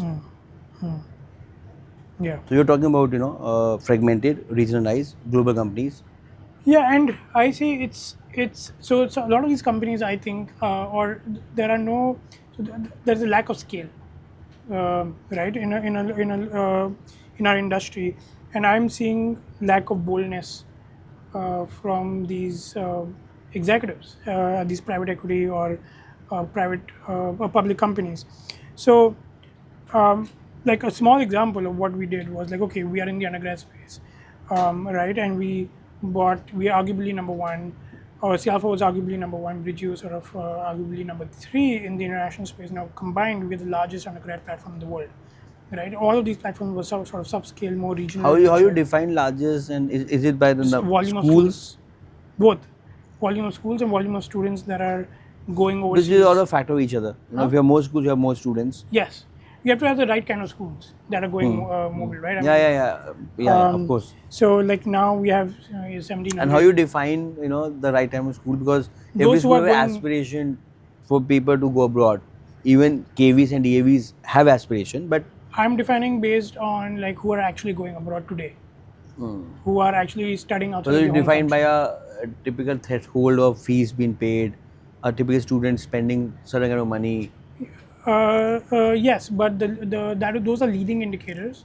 The final indicators are actually how many students in the school are actually going. Yeah, which is again a factor of same, like, Yes. yeah. Yes, correct. Family. And you're not targeting or seeing universities who are sending students for postgrad, because that market has already been, I mean, it's also fragmented, right? What? Let's say universities like Atlas, universities like So that's a postgraduate market. Hmm. But in the undergrad market, But just talk about the undergrad market. But you will not do postgrad at all? The largest And- undergrad network, that is just an And example. at certain schools you That aim and target. M&A and some amount of boldness gives you that now we are the largest undergrad player.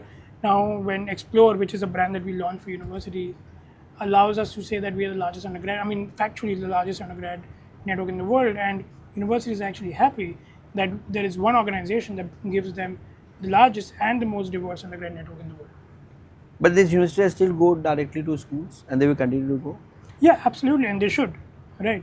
Then our platforms can facilitate and the community can facilitate. You guys are basically also educate and nurturing. And that helps the schools, right? That helps the schools. That our organization can bring the universities to them. But how does it help the school? Because school get their reputation better, their results better, alumni better, but All also of those monetization, things, right? And mainly monetization. In short term, is monetization. They have No, another so- tool to so- sell to their parents. No, so school. So for example, a small scale company does not have the means to be able to attract enough universities to come to that school. But now with our scale, we can attract universities to come to schools which otherwise would not be able to get access to those universities. But now with our scale, we can attract universities to come and go to 20 schools, for example, to do a tour or to get access of alumni, all the resources that a small scale company would not be able to get, right? Because they just don't have the resources, or they will not be able to attract universities to be able to do that, right? So that Volumes and scale, ecosystem, thriving ecosystem. But what is possible at scale. you're doing by technology is more or less same what IC3 is trying to do.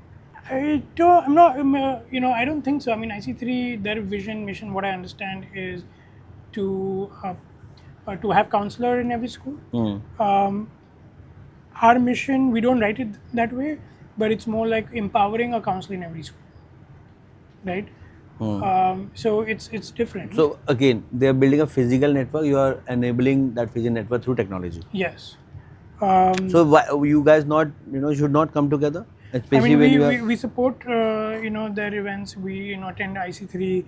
We've been attending our companies have been attending IC3 since they started. So probably you can come together and probably create a bigger physical network of schools. Well, come together in what format? do you M&A or imagine? whatnot. I mean, But they're then a non-profit. synergies. Well, they're a non-profit, right? And But they make lots of profits.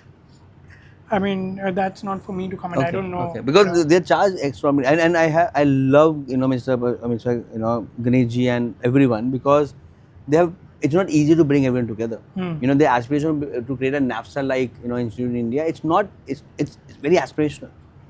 I attended. I sponsored few, but last 2 times I have not, because probably we have not seen the value which we thought is equal to our bucks for money. But lots of respect, lots of they have done a fabulous job to get everyone together. Of course, when you bring so many people, there will be all kind of reactions and comments and opinions. But hats off to them. Yeah, I think everyone needs to do try different things, and again, exactly the effort is important, and it's gone bigger and bigger every year, and which means there is some enough people see value. Because that is why it has allowed it to become bigger and bigger. Agree. And generally, I would say like for a thriving ecosystem, like all of these things are important. So for me, like I would hope the IC3 grows, and they do a lot of things. They do IC3 Institute, and other things. And my wish is always for these companies, all companies in our ecosystem. We all need. All need to be together. We all need each other. Oh, absolutely. I need you because if I go to school, it's so long gestation period. Yes. And then there's a myth that every school need to be on campus, and then I agree, apply, but there's not enough rooms for everyone to get what you're looking. And also a undergrad student who's spending probably $500,000, or probably 250K or 200K, they don't want to share washrooms. A certain student, especially female student from India who can afford this, they don't want their daughter to be in the mixed gender apartment or flat. Not that they're progressive, but also the age is like undergrad is very that's a very shaping age. Correct. So I really Absolutely. need you, and I'm happy that you're doing it so nicely, so that we can focus on what we are doing, Correct. which is supply, and you're focusing what And you can integrate into the Cialfo and Absolutely. our group of platforms. Absolutely. Absolutely. What is your suggestion, advice, or comments for this industry, for your peer groups, overall at large? I think the advice to our peers would be, be in this industry for the right reasons. Absolutely making money is fine, but do it in the right way. Do it right by all the stakeholders. Be it the students or universities or schools or other service providers that you work with. Do it for the do it well, and do it for the long term, right? Even if you sell Yeah. ultimately to Yeah. somebody or you go for a public market or whatever, right? Um, Whether you're building it for 5 years or 10 years or 20 years, but do it in the right way with the right foundation, and you will feel good about doing it, and you'll be respected for doing it, and that's what the world needs, right? Let's I would say focus on innovation. I think there's a lot of, I feel, a lot of Me Too companies, a lot of companies doing similar things in different markets. I feel like the level of innovation in our industry can be a lot higher than it is today compared to some of the other industries. So let's push the boundaries of innovation. Let's take more risks. Let's in the right way, right, from an innovation point of view. Let's push the boundaries. That will help everybody, right? I think the bar of innovation can be higher. Um, that will attract higher quality people to join our community, our industry, right? Because from a talent perspective, we compete with tech ecosystems or crypto or healthcare or e-commerce, social AI. commerce, fast commerce, whatever, right? AI. And so for us to be able to attract the best people that will help solve problems in our industry and push the industry forward, they have to see value, they have to see learning, they have to see speed, they have to see money. Smart people want these things, right? And so we as entrepreneurs and leaders, have to be pushing those things for us to then ultimately attract the best people to work in our industries. And how you see Cialfo Global Manifest panning out in next 3, 5, 10 years? Yeah, so our vision is Are to, you planning to global go manifest. public? Are you planning to keep it private? So the manifest global um, is an investment and operating company, and we will grow by building new brands that we feel like needs to be built, and we will acquire more brands that we think that we have, that we can grow from where they are, and we'll continue doing that in a global scale, in India, in Southeast Asia, in UK, and just wherever we feel like we can create value. So we think we believe we have a global canvas, and as long as it fulfills the thesis that we have of connecting the ecosystem in the ways that we're looking to. We're looking at profitable companies. When we acquire, we look at profitable companies, trusted founders, ethical businesses. Right now we're looking at a scale of up till 10 million EBITDA businesses, and we ideally want founders or operators in those companies to be part of the journey. That is not a must have, but that is very much a good to have, who can join us in that journey with us. So that continues to be the journey. There's so much consolidation, so much value that we can create with scale, and by doing the right things, and providing guidance in some ways, and receiving guidance and learning things. So we're super excited for the next 3 to 5 years. Whether we at whatever time horizon we get go public. For us, going public is a transitionary event. It's not a end state, right? As I said, like a lot of the tech companies have grown multitudes of times after going public. That's how we see ourselves. Like for us, it's a transitionary event. It creates liquidity in the market. That creates liquidity for employees, for investors. So that's a good It's thing to win-win for do. everyone. It's a win-win for everybody. But private markets can also now create liquidity in ways that was not possible 15 years ago. But I think there are more advantages than not to go public. Yeah. So we are eyeing that in mostly US and India, because those are very Where you liquid. get value. That creates value in very liquid markets. We would love So are you to. looking for a simultaneously launch, No, or it will it's going not to be be simultaneous. It's probably too much US work to and do. then India? It can be in One and either then, order. yeah. It can be in either order. Um, and But where are these 10 million EBITDA EBITDA companies in India or globally in this ecosystem? there are 10 million EBITDA, and why will they like to sell?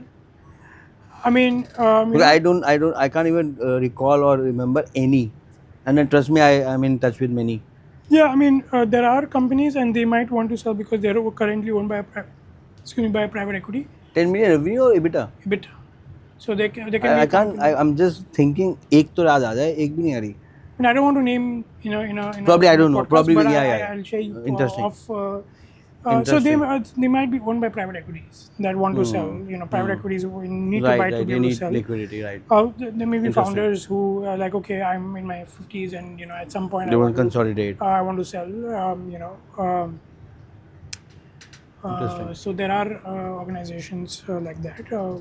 We are in, we evaluate them, and we are engaging them, and Interesting. Very, very, very interesting.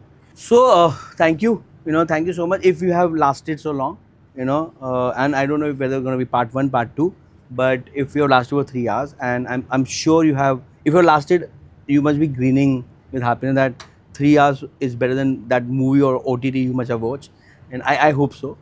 Because not many times we get to talk spirituality, education, metaphysics, the higher education, entrepreneurship, some kind of psychology about arrogance, why people get arrogance or why people don't get arrogance.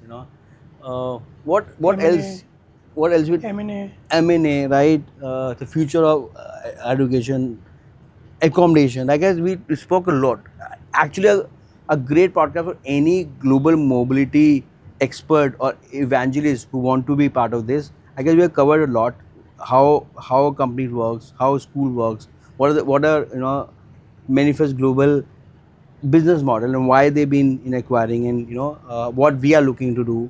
So thank you so much. I hope you like it, and if you don't, please troll me, please message, please comment, because even if you're trolling or messaging comment, that we value a lot, because you are still putting a emotion or even a second for that. So please do that, and please share what kind of guests you want in subsequent episodes, and keep as I say, live, learn, achieve, because when you live, you learn, and when you learn, you achieve, and because you achieve, you stay happy, and happiness is the we are all living for. So thank you.